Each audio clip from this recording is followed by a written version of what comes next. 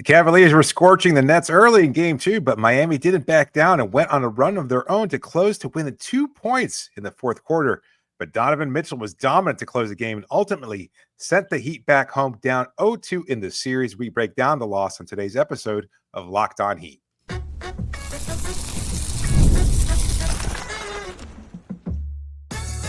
You are Locked On Heat, your daily Miami Heat podcast. Part of the Locked On Podcast Network, your team every day.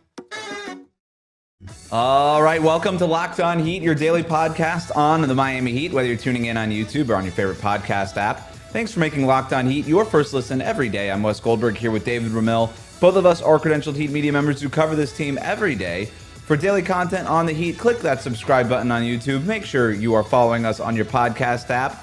Plus, your favorite podcast now is a newsletter introducing the Locked On Heat Daily Newsletter. One stop for ultimate team and league coverage delivered right to your inbox. Sign up for free now at LockedOnDaily.com. That's LockedOnDaily.com and start your day with the all-new free Locked On Heat newsletter. Today's episode is brought to you by Game Time. Download the Game Time app, create an account, use the code LOCKEDONNBA for $20 off your first purchase. Might want to do that for Saturday's 1 p.m. Game 3. We do have a great show for you today.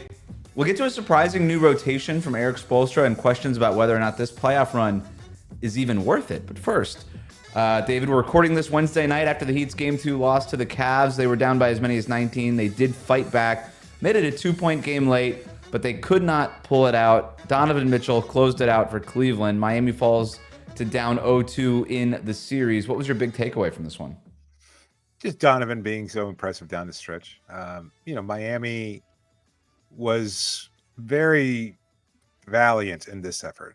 You have to be, no, you don't have to be, but I think you should be proud of the way they stepped up, because what we saw from Cleveland, especially in the first half, they shot 60% from three, and these were not easy shots, but it was just one after another after another. It just seemed like whatever shot they put up was going to go through the hoop. And despite that, what was at one point a 19-point lead and felt like a 50-point lead, to their credit, the Heat didn't give up. And we've talked about the third quarter struggles. We've talked about Miami in the fourth quarter. This was the inverse of that. Miami was actually really good in the second half, implemented the zone defense very effectively, got a lot of gutsy performances from a number of players, including Tyler Hero, Davion Mitchell, Nikola Jovic, who we'll talk about a little bit later. And I thought they battled really, really strongly and really valiantly in this game. And yet, ultimately, you see the difference of having a go-to scorer, one of the top scorers in NBA playoff history in Donovan Mitchell, and seeing him step up in those moments where it didn't matter what anybody was doing defensively. Mitchell was able to get his shot going, and he was just knocking down a number of threes, had a bunch of points towards the end of the game, and that was the difference maker to break Miami's back. And that was unfortunate because up until that point, as you said, Miami within 2 points, I think, with just 3 minutes left in the game, and it looked like they might have been able to go on yet another run and maybe even take a lead in this one, but Donovan was just too good. Yeah, I mean, the Heat are going to need a perfect game and outlier performances to beat this team, and they got a great game from Tyler Hero, outlier performances from Haywood Highsmith. You could argue even an outlier performance from Davion Mitchell, even though this seems to be just what he does in fourth quarters now. But I thought they had a much better game plan than they did in game one. I thought Spo pushed a lot of the right buttons. We'll talk about the rotation stuff here in a second, but it was not a perfect game, even if it was a really good game. Even despite the second quarter eruption from three-point range by Cleveland, like all that stuff, they're the number one offense in the league. They're going to go off, whether it's just in a confined amount of time in the second quarter or just throughout the game. They did also have shooting slumps in the second half in this game too. But it was a good effort to fight back in this one. It was a good game, I thought, by the Miami Heat overall, but it was not a perfect game, and some mistakes down the stretch really cost them. And you can't have those mistakes down the stretch, whether it's a Nikola Jovic turnover or a missed box out or maybe an ill-advised shot. You can't have those things against this Cavaliers team because they don't have to be perfect. They weren't perfect in this game. I think they were far from it. I think a lot of Cavaliers fans will walk away from this one and be like, well, I'm glad we kind of snuck that one out because that was not a perfect game by us by any stretch. But When you have, to your point, somebody like Donovan Mitchell who could just take over 17 points in the fourth quarter on 6 of 9 shooting, 4 of 4 from three-point range. And you're exactly right. It doesn't matter what you throw at that guy. We could talk about defensive coverages, zone, do you do a matchup zone, full court press, all the stuff that Miami threw at him and the rest of the Cavs. It don't matter when you have a guy like Donovan Mitchell. And you texted me in the middle of the game, David, not to out you on this, but you were like, boy, wouldn't it be nice to have somebody like Donovan Mitchell in the Heat jersey? Because it does feel like that's the kind of player that they're missing. Even despite as good as Tyler Hero was in the fourth quarter or Davion Mitchell was in the fourth quarter, it's not Donovan Mitchell. Right? There's just another level there. I think I'm saying the obvious, but I think it's a point worth making. Can Miami play a perfect game? Like, to your point, I don't know how it's possible for them. It just seems like, I mean, again, perfect is perfect. And this is, you can't have costly turnovers, which they did in the first half. You can't allow 60% three-point shooting. You can't allow Donovan to go off late. You have to be able to take care of the ball. And at the same time, you have, as you said, you need those kind of outlier offensive production in order to be able to challenge this team. And I don't know. I mean, all of that seems so implausible when you say it like that, because you come away from this game and you're, maybe you can take some solace in it. There are no moral victories in basketball, not really, but maybe tonight was as close as you can get. And that, again, there was a sizable lead from Cleveland, and Miami battled back and battled bravely in that regard. But they have to be absolutely perfect. And it just seems so daunting because, again, not only do you have to be perfect, but you have to hope that Cleveland is far from perfect, like they were when they struggled in some regards. And so it just feels like it's a very difficult challenge for this Heat team. Now, I mean, what does perfect look like? Like, what's to you the biggest difference between this game? Because I think that's a good question. Can Miami be perfect? Cleveland's making it really hard on them. And you look at some of the things that they've got to do. They shot 52% in this game. They got a lot of extra possessions off offensive rebounds. I thought they got to the line okay, even though they missed 4 free throws. But, that's going to happen. They didn't turn over the ball as much as they did in game one. They didn't give up. They were much better in transition defensively than they were in game one. They didn't let Ty Jerome go off. I thought that they were doing a lot better job of keeping Tyler Hero out of the actions defensively. Erik Spoelstra made the right starting lineup decision by putting Davion Mitchell in there. I thought his bench rotations were mostly good. We could quibble with some of the things later on with the rotations, but overall, Miami's bench outscored Cleveland's bench. That's a win, right? Considering how deep the Cavs are. Ty Jerome didn't go off. He didn't kill you. Nobody surprising killed you, right? Donovan Mitchell having 30 and Darius Garland having 21. That's going to happen. Those guys just do that, right? Even Evan Mobley having 20. That's not some crazy outlier performance. None of that stuff really happened. DeAndre Hunter was okay off the bench, but he's been okay off the bench all year. He was a 6 man of the year type of guy. So, yeah, they didn't win the possession battle, but they didn't lose it by as much as they did in game one. This might be as perfect as it gets for Miami, which is pretty crazy. I think you might look at limiting some of those turnovers, maybe if you can half what you saw from tonight. Yeah. I think you could probably win that possession battle, if not convincingly, at least by a slight margin. And then you have to have better shooting from certain players. And it's not to let anybody off the hook necessarily, because I think Wiggins was okay in some moments, but 3 of 10 isn't going to cut it. He has to do better, at least 5 of 10, considering some of the Wiggins and Bam have to be better. 6 Wiggins of 19 and Bam. overall. That's where I would put most of the. If you're going to look at blame, I would put that on him. I can't blame Nikola Jovic, who, again, we'll talk about later. This was his first game back in a long time. He saw some action, and you could see that there was an impact there. Like, if he was at his best and he was playing the way he did before he was hurt, I feel strongly that Miami probably could have won this game. And yet he wasn't. And so you need those other guys that have been playing, Bam and Wiggins specifically, to be better than they were. A combined 6 of 19 shooting from them isn't going to cut it. And yes, Bam did a lot of good things. Wiggins did some good things defensively.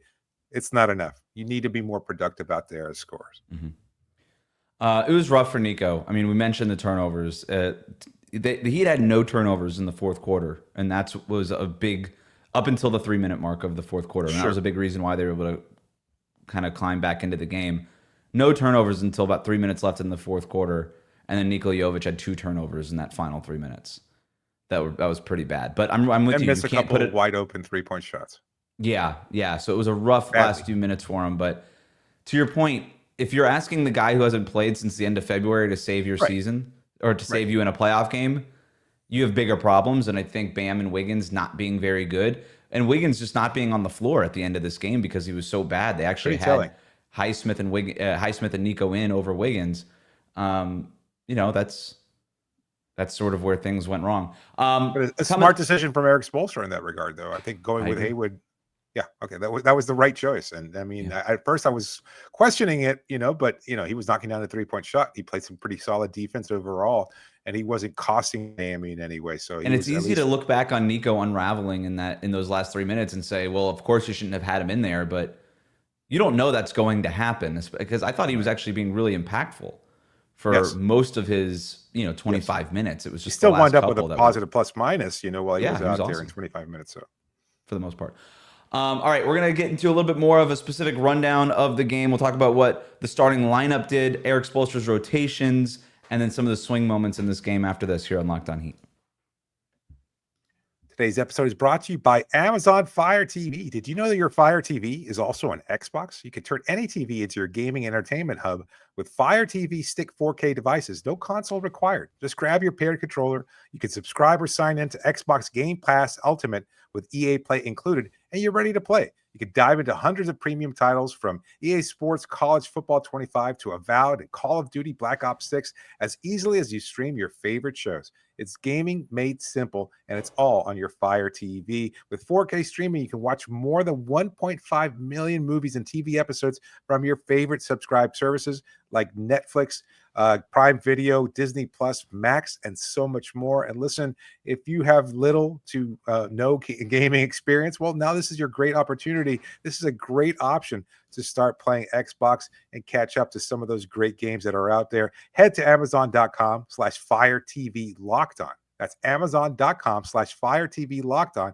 to get started. Xbox Game Pass Ultimate subscription and compatible controller are required. Available on select devices, including Fire TV Stick 4K 2nd generation, Fire TV Stick 4K Max 1st and 2nd generation, and Fire TV Cube 3rd gen. We'll be right back. Thanks for making Locked On Heat your first listen every day. The best way to support the show, like and subscribe on YouTube. Follow us in your favorite podcast app. All right, let's get to the rundown of the game. Heat entered the night down 0-1 in the series. Erik Spoelstra, he's talking about increasing the physicality, and I think we see it right away. I thought Miami came out with a lot more urgency, a lot more physicality, a lot more energy than they did in game one, a much better game plan. The big change, they start Davion Mitchell, Alec Burks, not only out of the starting lineup, out of the rotation altogether. We get Andrew Wiggins going right away into pick and roll. You got a Kel'el Ware lob from Andrew Wiggins. You've got Bam making a three from the corner, all in the opening minutes. Pelle Larsson and Haywood Highsmith were the first subs in this game. They came in for Davion Mitchell and Bam Adebayo midway through the first quarter. Pelle Larsson had this sick layup against Evan Mobley, and I tweeted this. Yep. I'm not even sure Pelle Larsson knows that Evan Mobley is Defensive Player of the Year finalist because he got him on the switch, and he did that thing that players do when they get a big man on the switch was, oh, this is good for me. I'm going to go at this guy, and he just attacked him off the dribble for a layup. That's usually not what you want. You're usually trying to get Mobley switched off of you, even if you're a ball handler, but Pelle Larsson didn't care. Before we go into more of this, and then Nikola Jovic checked in, which we talked about, so he was also maybe a surprise part of the rotation. So Alec Burks, not part of the rotation. Kyle Anderson, not part of the rotation. Jaime Jaquez Jr. wasn't part of the rotation in game one, also not in game two. But what did you think about the rotation changes by Spo there? I thought they were good, to be honest with you. I don't know what else you could have done. I mean, I guess you could go a little deeper into your bench. I just don't know which of those two players specifically, whether it would be Kyle Anderson or Jaime Jaquez, would add something. The fact that he went with Pelle over them, even if it was just for 11 minutes, may be a little surprising, but I think that's just what Spo has done all season long. I think he just trusts Larsson's two-way versatility a little bit more than either Anderson or Jaquez at this point, and I guess he liked that competitive spirit. I mean, attacking Mobley is a perfect symbol of exactly how fearless he is as a rookie, and yet we've seen Jaquez have decent moments. We've seen Kyle Anderson have decent moments too. That the fact that they've completely fallen out of the rotation in two games with Cleveland, a little surprising perhaps, but overall, I mean, what else can you say? I mean, the Davion Mitchell thing was a no-brainer. It's paid off dividends obviously tonight, and it was something that we talked about leading up to game 2, that it was a necessary change for Miami starting lineup.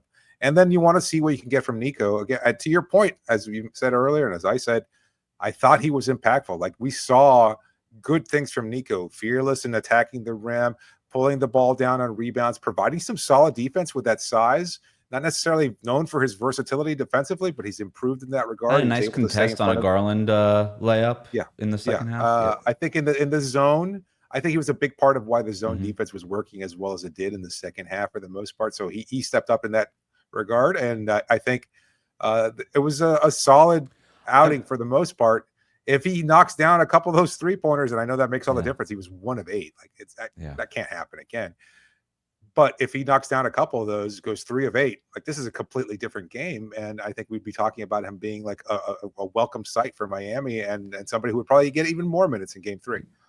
Might have been getting some credit cookies, right? So to go back to the Pella part, he takes the Davion Mitchell spot. Once you move Mitchell into the starting lineup, they wanted this wingish, defender-ish kind of guy. That's not Jaime. Kyle Anderson is a fine defender in the front court. He's not a perimeter defender. So Pelle Larsson, Erik Spoelstra has talked about Pelle Larsson's defense. Davion Mitchell has been on our show talking about how Pelle Larsson is the most underrated defender on Miami's roster. So that's why you go to him there, because you just need a good wing defender out there at all times. And for the most part, I think Miami did that. I was a little surprised by Nico. I don't know if he planned on giving him 25 minutes in this game, but he did provide that spark in the second half that they needed. Maybe there would have been an opportunity for Kyle Anderson to get some of that run if Nico looked way too rusty and not ready, but Nico looked good for the most part, and so Kyle Anderson's on the bench, and that's sort of what happens there.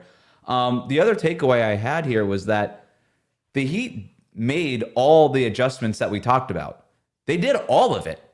And I kind of got to it in a little bit of the rundown there, the first half rundown, where we said on the show, you got to start Davion Mitchell. They did.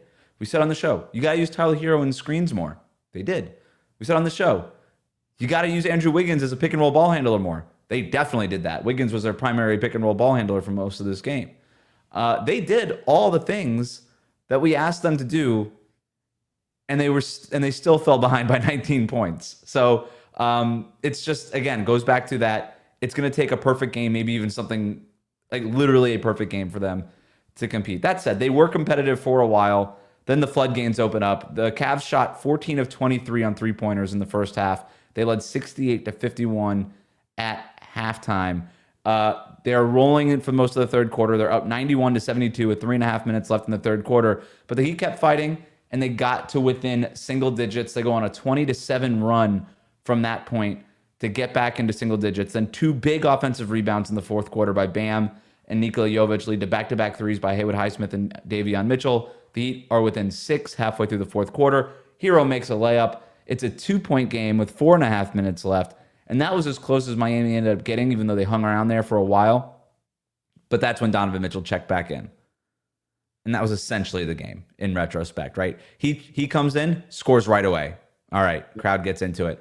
The Heat tried to keep Tyler Hero out of those matchups with Mitchell and with Garland, and they were doing a lot of that late scram switching where Donovan Mitchell would get the screen with Max Strus, which was Hero's guy. Max Strus would come up, set that screen for Mitchell. Mitchell would go around. Hero would get switched onto Mitchell, and then somebody, whether it was Haywood Highsmith or Davion Mitchell, would just kind of come in at the last moment and try to switch out Hero out of that matchup. Mm-hmm. But there's like a brief pocket there where one of those players, where Hero is kind of falling back and Davion Mitchell, for instance, would be kind of jumping up on Donovan Mitchell. And there's that brief like half-second window where essentially Donovan Mitchell is wide open. He was killing him in the pocket right there. He made 2 what I would consider wide open 3-pointers for him right in that moment, in that final stretch. He is just so good, and as good as a game plan as it was, if you are a half-second late on that scram switch, I mean, it's barbecue chicken. It's over, right? Like that's and we saw it in that. Yeah. Not much more to add to it. It's unfortunate because, I mean, again, you get so close and then you have a couple of miscues in those last seconds, or maybe you don't pull down a rebound, and not to kind of beat this dead horse, but you just have to avoid those. You have to. Well, let's get to them. I have the list here, but they're within 5. They do get a break. Donovan's layup goes over the backboard. Hero draws a foul on Jared Allen with 39 seconds left. Cavs challenge it. They won the challenge. I know that this was pretty debated. Tyler Hero felt pretty good about the fact that he got fouled. I would argue he did get fouled, but they didn't call it. And then the foul that they did call wasn't actually a foul, and that's why it got overturned, because Jared Allen kind of arm bars him out by the three-point line. They don't call that. And then Tyler Hero is getting into the paint, and I think he's still sort of feeling the pressure that he was getting at the three-point line and tries to draw the foul, tries to get Jared Allen on his hip, kind of just jumps into him, but there was no contact on the arm. Jared Allen doesn't put like a hand on his back or his hip or anything like that. So the call's reversed. I think it was the right call, even if I think maybe the official missed the initial foul that I think Tyler Hero thought he was getting in that moment.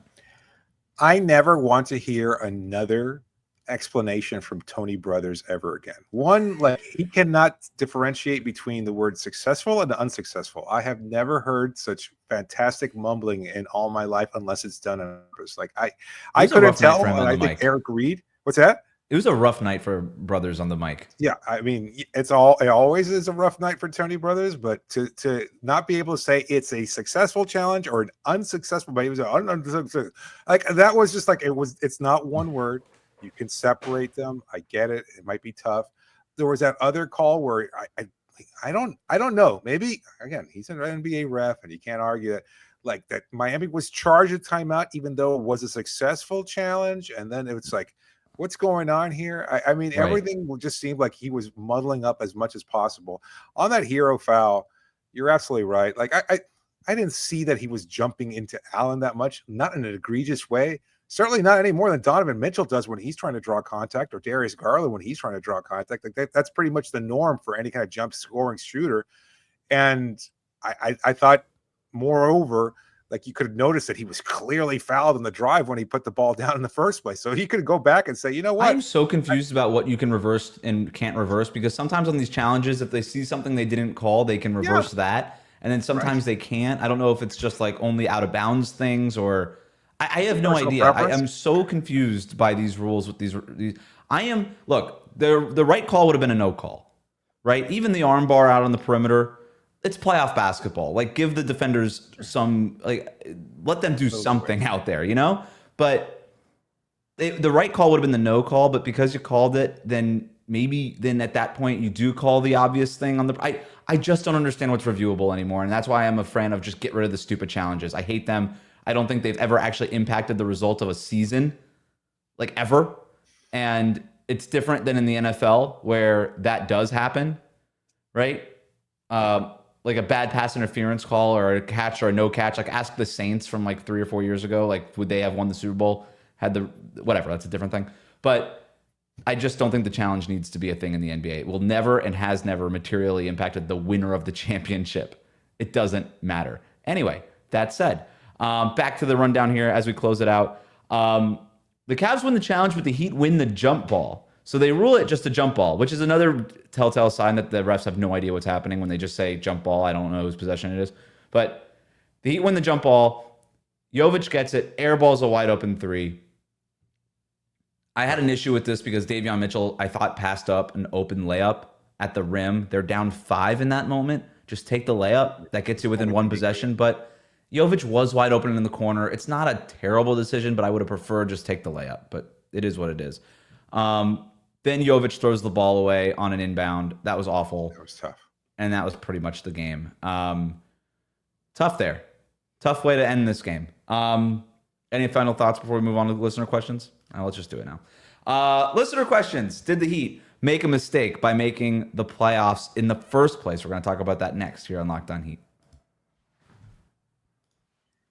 Today's episode is brought to you by Game Time. There's nothing like the atmosphere of an NBA playoff game. I'm excited about white hot heat coming back to the Kaseya Center. Every bucket, every defensive stop, every moment feels huge, especially after the Heat win Game 3. It's electric in the arena, and with Game Time, you can be part of it without the stress of last-minute ticket hunting. Game Time makes it fast and easy to get playoff tickets, even when demand is sky high. Prices on the app actually go down as tip-off gets closer, and their last-minute deals can save you up to 60%. You can save up to 60% buying last-minute tickets for sports, concerts, comedy, theater, whatever you're looking for. You'll find the tickets there, and you'll get their all-in pricing. It means no surprise fees at checkout. What you see is what you pay. So take the guesswork out of buying tickets with Game Time. Download the Game Time app, create an account, and use the code LOCKEDONNBA, and you get $20 off your first purchase. Now, terms do apply, but create an account and redeem the code LOCKEDONNBA for $20 off. Download Game Time today. Last minute tickets, lowest price guaranteed. We'll be right back. Thanks for making Locked On Heat your first listen every day. The playoffs are here. Can the Heat win a game in this series? Stay in the know with the Locked On Heat podcast newsletter. Get a chance to win one of these amazing prizes by subscribing. A $2,500 Best Buy gift card to upgrade your sports cave setup, a $300 Game Time gift card to maybe go to one of these games, or a $200 Fanatics gift card to get some great merch. Sign up now to be entered. Our Heat newsletter delivers real-time updates, expert analysis, and playoff insights tailored to you. Subscribe now for free to the Locked On Heat newsletter. Stay ahead of the season as it unfolds. Subscribe today. Click the link in the description to enter. It's lockedondaily.com. Let's get to some of these listener questions. Thanks to everybody who sent in questions via the Locked On Heat Insider community on Subtext and also on Twitter. This question comes from Zay, who writes in, is this Andrew Wiggins' ceiling? He hasn't been good. Did Steve Kerr get the best out of Wiggins? A rough Wiggins game, 10 points on 3 of 10 shooting, 3 assists, just 1 rebound in this game, which is not awesome. I thought he made some really good defensive plays in this game, but just a couple of really good defensive possessions is not what you need from Andrew Wiggins. You need a lot more from him. He was bad in this one.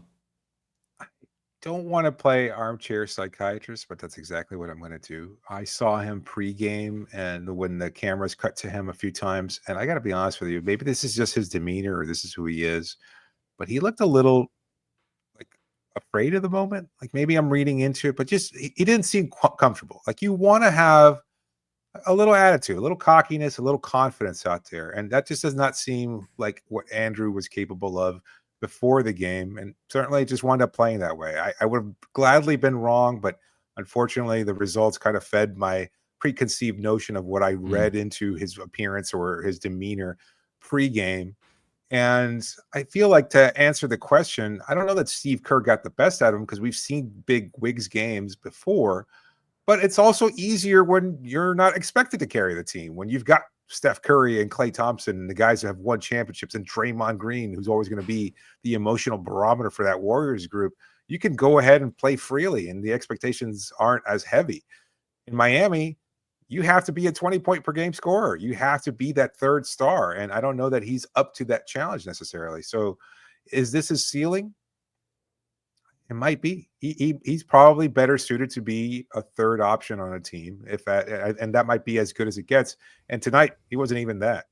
This might, he might have been more like a fourth or fifth option in terms of what they were looking for. And yes, you're right. He had a couple of good defensive plays, but offensively, he was really clunky. Just not look smooth at all. And he's just too talented to have those kinds of moments. Unless he's hurt again, he just doesn't seem up for the challenge. Yeah. And it's unfortunate because it might cost him his stint here in Miami. The answer is yes. Steve Kerr got the best out of Andrew Wiggins. And you're right for all the reasons, but also it did happen, right? Like that's a big reason why it happened. You mentioned like the best Andrew Wiggins we saw was in the 2022 finals run when the Warriors won the championship. You're playing next to Steph, who is an all-timer, clear number one option. Ask Jimmy Butler about that. You're playing with Klay Thompson. You're playing with Draymond Green. And you're also playing with Jordan Poole, who averaged like 20 points per game during that playoff run, right? Like Jordan Poole's kind of a joke now. He was awesome during that run. You were talking about like Wiggins is a clear third, fourth option on offense if you consider the Draymond's ball handling as part of that. Yeah. In this, and right now, Miami needs him to be something between Golden State Andrew Wiggins, which is, hey, do all the defensive stuff, the rebounding, some of that hustle stuff, and a mix of that with the Minnesota Andrew Wiggins, which was, hey, we got to run you through pick and roll all the time. And I remember talking to Wiggins when he was in Golden State, and why he thought the Golden State fit was so good was because I remember him literally telling me in Minnesota, all they had me do is run pick and roll over and over and over again. That's not my game. Well, what did the Heat have him do to get tonight? Run pick and roll over and over and over again. It's not his game. We're 10 years into the Andrew Wiggins experience. We know exactly what he is, which is a good player, but not somebody who you can rely on consistently offensively to have that kind of output. Can Spo maximize what he is? Not to cut you off there, but can they maximize what he is rather than do? You to your point, not with this personnel. Yeah. You need somebody better offensively, more consistent offensively, to help put Wiggins into his more appropriate role. Malachi writes in, am I the only one, but is this Heat team lacking another offensive player to make a run in a postseason? Speaking of, Tyler Hero can't do it all by himself. Bam has done all of the little things the first 2 games, but has struggled offensively. Is fatigue taking a toll on this team? I think in terms of the fatigue part, fatigue is taking a toll on every team. Let's just call it what it is. Talent is talent. Yeah. Cleveland has oodles of it. Miami, not so much, and that's why they are where they are. Yep, I think that's it. You can't look at fatigue at this point. Everybody's banged up. Everybody's going through it. Everybody needs a long break, but it's not going to happen. And, and you need a little bit of luck to have things break your way, and you need a lot of talent, and that certainly makes your own luck too. And Miami, unfortunately, just doesn't have it. And yet, again, a good game mostly until the 3-minute mark when things kind of fell apart and Donovan Mitchell took over. Trio de Dangers on Twitter asks, if it was worth giving up a lottery pick this year, would you agree a pick now is better than a pick later? I guess a pick now this June versus next year's pick. Miami, by making the playoffs, they end up keeping their pick, losing their pick this year, which could have been in the lottery had they missed the playoffs, but they keep their pick next year because one of these 2 picks was going to be owed to OKC. They do have the 20th pick overall coming over from Golden State, but do you think it was worth giving up a chance to be in the lottery this year to make it through the play-in and to the playoffs? I do not. I just don't know that you're going to necessarily get a game changer in terms of where Miami was likely to select the draft. And that being the case, you're just adding another mid-level guy. That's not what Miami needs. They don't need more role players. They've got too many. That's the whole roster is basically role players over excelling. And they need a star. It's easy to have an off night as they did early on in this game from Donovan Mitchell when you have 2 other all-stars in that lineup, plus other guys that are proven and guys that step up and just this wealth of depth. And then you can have Donovan kind of take over. I mean, similar to what we saw from Miami in the past, where you had a lot of good quality role players, and then Jimmy would just say, "No, I'll close it out. You can put the ball in my hands, and I'll take over." In those moments, well, he's not on this roster anymore. So adding a guy with a 10th pick, I don't know. 10th pick, 14th pick, even if they had lost in the play-in tournament, I'm with you. Maybe you enter the lottery, the ping pong balls bounce your way. Atlanta went from 10-1 last summer, but you can't count on that. And the question doesn't ask, should they have tanked in the first place to get a better pick? That's a whole separate conversation that we're not having right now. But I do think that the playoff experience is valuable to guys like Khalil Ware, Pelle Larson.